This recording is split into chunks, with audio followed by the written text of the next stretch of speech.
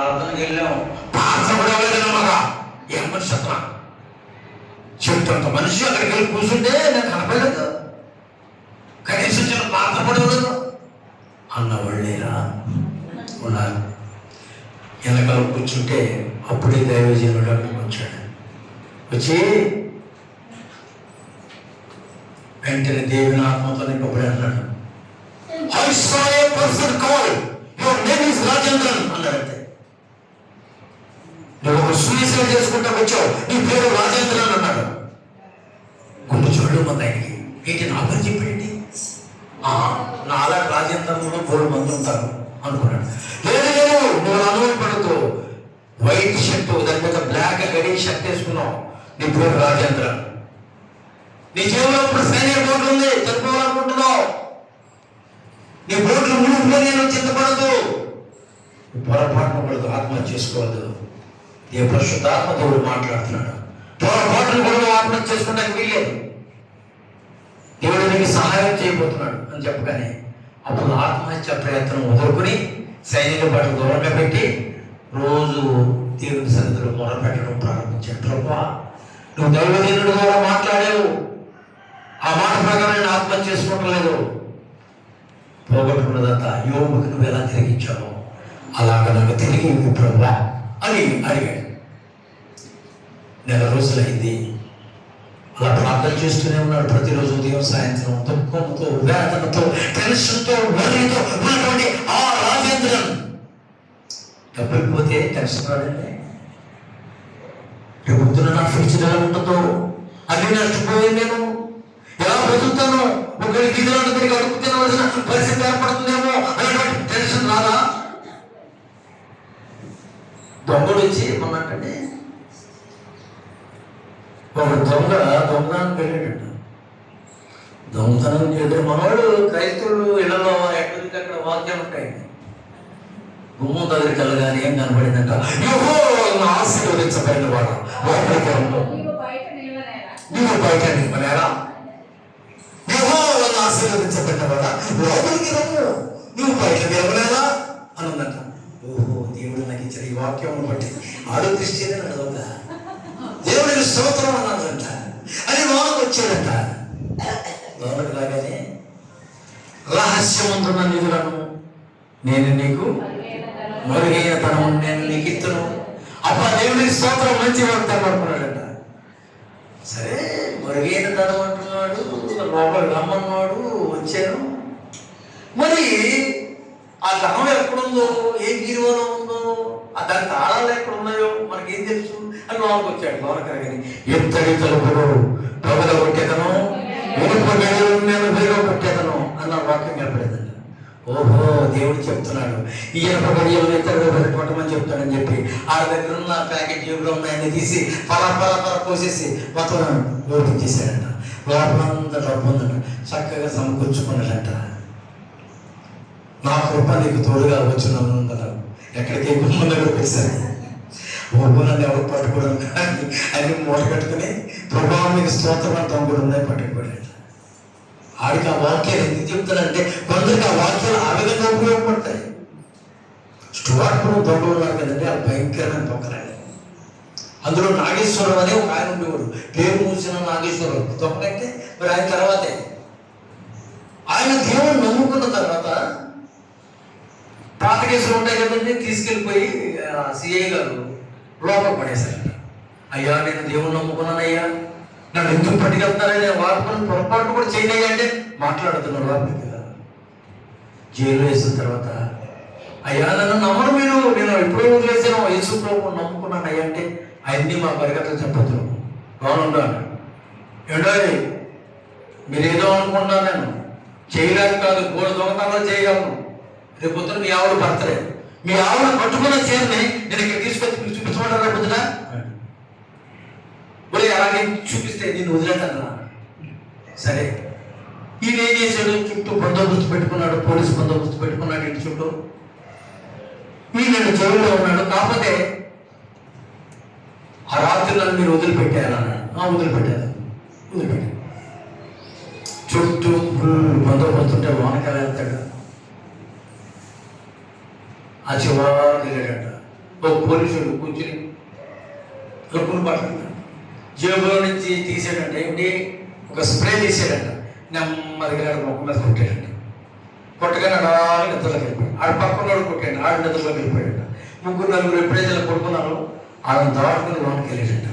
లోనికి వెళ్ళేటప్పటికి ఆవిడ బర్త్డే పార్టీ చేసుకుని మంచి నిద్రలో ఉందంట. ఆవిడ ఆశీర్వదే పడుకుందంట. ఆవిడ చాలా ఖరీదైన చీరంట, 20,000 పెట్టుకున్నాడంట. ఆయన తగ్గ మెరిసిపోతుందంట, బంగారు గోడపడ్డ చీర. అరే ఈవిడ నిద్రపోతుంది, ఈ చీరను నేను ఎలా తీసుకెళ్ళాలి అని ఆలోచన చేసేసాడంట. ఒక ఐడియా అనుకుని ఏం చేశాడంటే, ఒక మగ్గు నీళ్ళు తీసుకొచ్చి కలుపుకుని ఆవిడ మీద వేసి పక్క తప్పుకున్నాడు. అరే నీళ్ళు ఎక్కడి నుంచి పోయి అని చెప్పి ఆ చీర తీసేసి చీర మార్చుకుని ఆ చీర దండం మీద వేసి మళ్ళీ నిద్రపోయిందంట. అప్పుడు రోజులు పోసుకుని లోపలికి వచ్చి ఆ చీరను జాగ్రత్తగా ఫోన్ చేసి లోపలికి వచ్చేసాడు జైల్లోకి. ఎలా తెచ్చావా చీర? తెచ్చేదయ్యా. ఎప్పుడు లేదు నా చుట్టూ పొందబోతుంది. మరి అదే మరి నేను చెప్తూ మీరు ఎవరు అది ఎప్పుడూ మానేశాను. అంత టెక్నాలజీ నాకు ఉంది. దొంగతనం అయినా సరే నేను దొంగతనం ఎందుకు చేయట్లేదు అనుకున్నారు మీరు? నా ప్రభువుకు భయపడ్డాను కనుక చేయలేదు. ఇప్పుడు చూడండి, ఈ చీర ఎవరిదాకా చూడండి. ఒకరి బాబు ఎలా తెచ్చేవారంటే ముందు బాధపడాలంట. బాధపడి ఇరుపురా బాబు, ఇక నిన్ను ఎప్పుడు నేనేమన్నాను అని పంపించాడంట. ఆయన పేరు నాగేశ్వరరావు గారని, మంచి పేరు మోసినటువంటి గజ దొంగ. టెన్షన్, ఫైనల్ మనం చెప్పుకున్నది ఏంటంటే టెన్షన్ అనగా ఒత్తిడి. ఈ ఒత్తిడి వల్ల ప్రాణాలు పోగొట్టుకున్న వాళ్ళు చాలామంది ఉన్నారు. ఏమవుతుందో ఏం జరుగుతుందో అన్న ఒత్తిడిలో మరణించిన వాళ్ళు కూడా చాలామంది ఉన్నారు. మీ చింత యావత్తు ఆయన మీద, ఆయన మిమ్మల్ని గురించి చింతపడుచున్నాడు కాబట్టి మీ చింత యావత్తు ఆయన మీద వేయండి. యేసు ప్రభువులో ఉన్న వారికి చింతలు ఉంటాయి, కానీ అవి ఆయన ప్రభు నువ్వే చూసుకో. ప్రభు నువ్వే చూసుకో, నాకు సంబంధం లేదు, నేను నీ బిడ్డను, నీ ఆధీనంలో నేను బ్రతుకుతున్నాను, నువ్వు చూసుకో. నీ చింత నాకు ఇవయ్యా, నేను చూసుకుంటానంటున్నాడు. మీ చింత యావత్తు నా మీద వేయనయ్యా.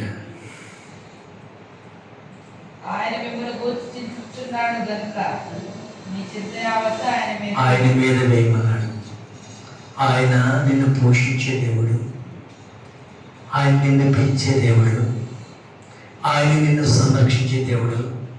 నీ సాధక బాధలన్నీ ఆయనకి తెలియవా?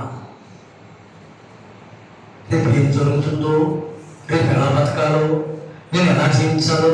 బిడ్డలను విడిచిపెట్టేశారు, నా బంధువులను విడిచిపెట్టేశారు అని ఒకవేళ నువ్వు ఒంటరి స్థితిలో నువ్వు బాధపడుతున్నావు. ఆకాశపు పక్షులను చూడండి, అది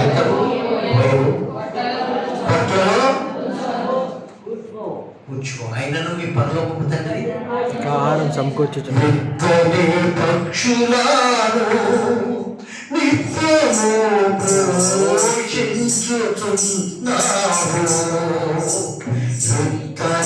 పక్షులను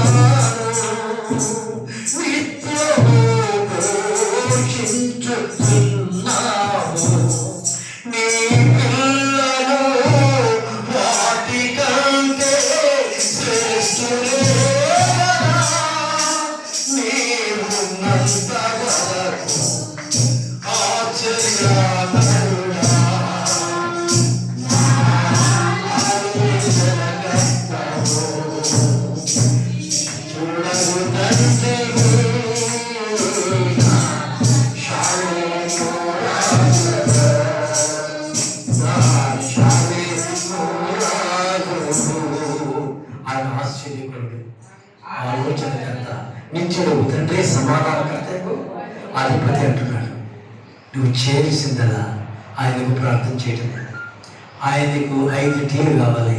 ఈ 5 టీలు కూడా ఆయన కోరుకున్న టీలు మనం తాగామనుకోండి. ముందు మనం ఒక టీ తాగేసాం, అయిపోయింది మన పని.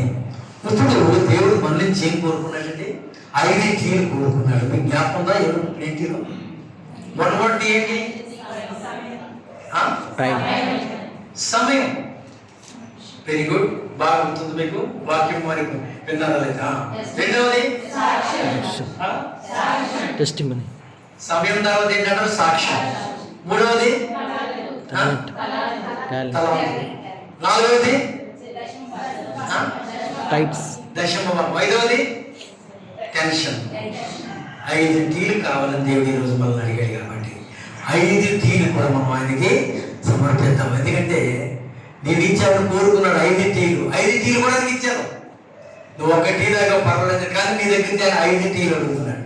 సమయం అడిగాడు, ఇంకా సాక్షి, నీ సాక్షి జీవితం అడిగాడు. మూడవది నీకున్న తలాంతులను ఉపయోగించమన్నాడు. నాలుగవది దశభాగం అంటాడు. ఐదవది నీకున్నటువంటి ఒత్తిళ్ళన్నీ కూడా ఆయనకి ఇచ్చేయమన్నాడు. నాకు ఇచ్చే, నేను చూసుకుంటానని. నాయన ఆ ఎమ్మెల్యే గారు నా మీదకి వచ్చారు. నాయన ఏదో చర్చి కట్టుకుంటానికి స్థలం ఇస్తే ప్రభువా సగం స్థలం ఆయన లోపల నుంచి గోడ కట్టేసుకున్నాడు. ఇప్పుడు చర్చికి ఇరికైపోయింది. ఆయన అడిగితేనంటే నీ దిక్కున్నా కూడా చెప్పుకోమన్నాడు ఆయన అని ప్రార్థన చేశాడు. పాస్టర్ ప్రార్థన చేస్తే దేవుడు అంటాడంట, ఎందుకయ్యా అంత బాధపడతా, నేను ఉన్నానుగా, నేను ఉంటుండగా నీకు బాధ ఎందుకు అన్నాడు. ప్రార్థన చేస్తాను. మళ్ళీ ఒకసారి అడుగుచూడు, ఏమంటే ఎమ్మెల్యే గారు చర్చికి ఇచ్చారండి స్థలం, మరి మాకు ఇచ్చేయండి, 80,000 ఈ దిక్కున్న గారు చెప్ప. ఆయనకి అయ్యగారికి కూడా పాపం, ఓకేనండి మా దిక్కున్న గారు చెప్పుకుంటానండి, వెళ్తానండి. సహవాసంలో ఉన్నటువంటి వాళ్ళందరినీ పిలిచాడు. ఒకళ్ళేనయ్యా, ఒకళ్ళేసి ప్రార్థన చేస్తాను. అప్పుడు వరకు కారు ఎండగాసిందండి. కారు ఎండగాసి ఉన్నటువంటి ఆకాశం అంతా కూడా మేఘాలతో నిండిపోయింది. ఉరుములు మెరుపులు కలుగుతా ఉన్నాయి. ఒకసారి బాంబులు పిల్లలండి పిడుగు పడినట్టు ఒకసారి లైట్గా చినుకులు పడుతున్నాయి. పక్కనే ఆ స్థలంలో వాడు అయ్యగారి చర్చి స్థలంలోనూ వాడు కూడా కొట్టుకున్నాడు. ఆ ఎమ్మెల్యే సడన్ వెళ్ళి ఆ కోళ్ళ మీద పడిపోయిందండి పిడుగు. కోళ్ళన్నీ చచ్చిపోతాయి. మళ్ళీ పడిపోమన్నది.